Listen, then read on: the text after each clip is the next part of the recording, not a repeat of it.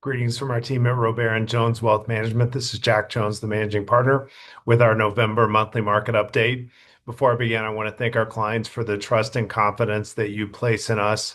The very best part of our day is time spent directly serving you. It was great to see many of you. We had over 100 attending our quarterly investment forum just a couple of weeks ago, and we look forward to seeing many of you at our January investment forum. We also hope to see everybody at our Tamales and Treats curbside event on Saturday morning, December the 6th from 10 to 12. Enjoy some tamales and help a local food pantry. We look forward to seeing many of you there. Our team is also participating in the Wreaths Across America on Saturday, December the 13th.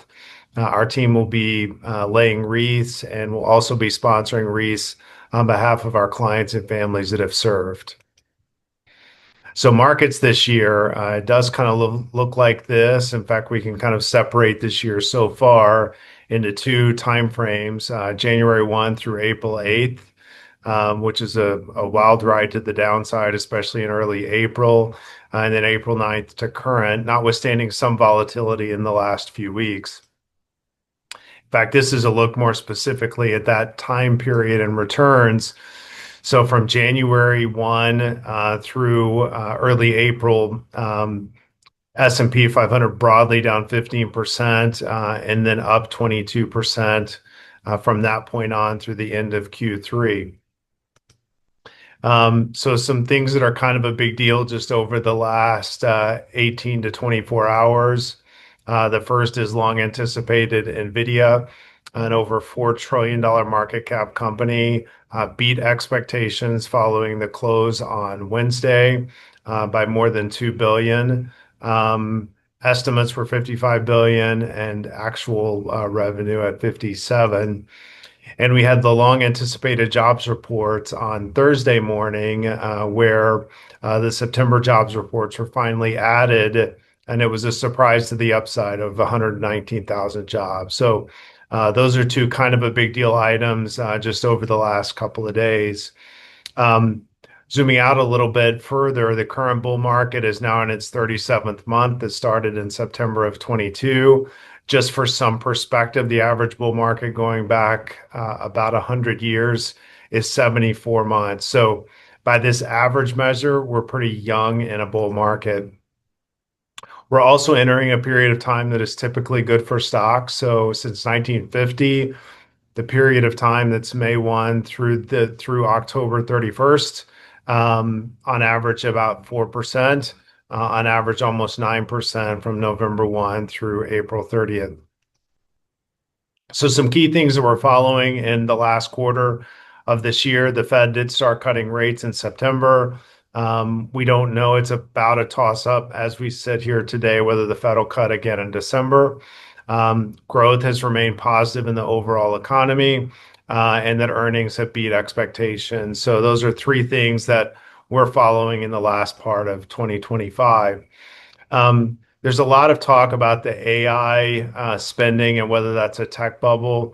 There's some similarities, but a lot of differences as well. So if we look at the tech bubble period of time that peaked in March of 2000, the earnings growth was 80%, but the stock returned a full almost 6x of that. So the returns were out of proportion to earnings. The current environment today, which more describes the AI boom, we're at 73% earnings growth and 94% stock returns. So some delta between earnings and returns, but not the 6x delta like there was during the dot-com bubble. The largest companies going back to 2005 in just 20 years, and I'll give you a zoom out number here. The top of the market cap went from being GE at 370 billion to now NVIDIA at over 4 trillion in just a 20-year period of time. Now, the Fed has started cutting rates, and it's likely, whether December is another cut or not, that we've got about another 50 to 75 basis points to go on rate cuts. And growth, again, in the overall economy has remained pretty positive. Also, earnings have beat. So Q1, Q2, and remaining in Q3, expectations were 7. We got 12. Earnings growth expectations in Q2 were 4 and got 12. So earnings so far have supported kind of where equities are. Again, we've gone through this before, but this long interest rate increasing cycle, 23, 24, and then a cutting cycle that started in 24, and for the first time in 2025, the Fed cut rates in September. So this is just a restatement of that in mid-September. And then if you look at periods of time where the Fed cut rates, assuming we don't get any recession, that's supportive of both stocks and bonds. If you do get a recession and a rate cutting environment, again, still good for bonds, but not as good for stocks.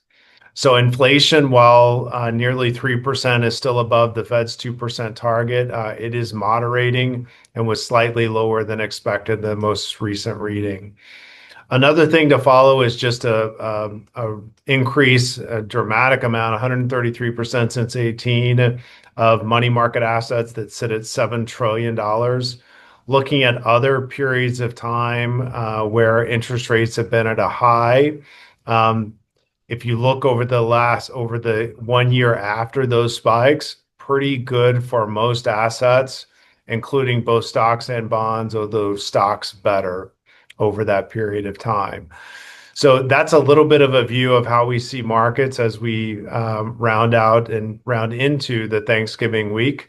None of this is a replacement to contact us directly about how all these things impact you. So if you have any questions, please reach out to us. We're here to serve you. Again, we hope to see all of you in a few weeks at our curbside event, Tamales and Treats. You should have already received an invitation, but if for any reason you didn't, please contact our office. And with that, we will tell you and your families that we hope you have a safe and well Thanksgiving. Again, if we can help you out in any way, please do not hesitate to call. Until we see you again, hopefully at our curbside event, be well and take care.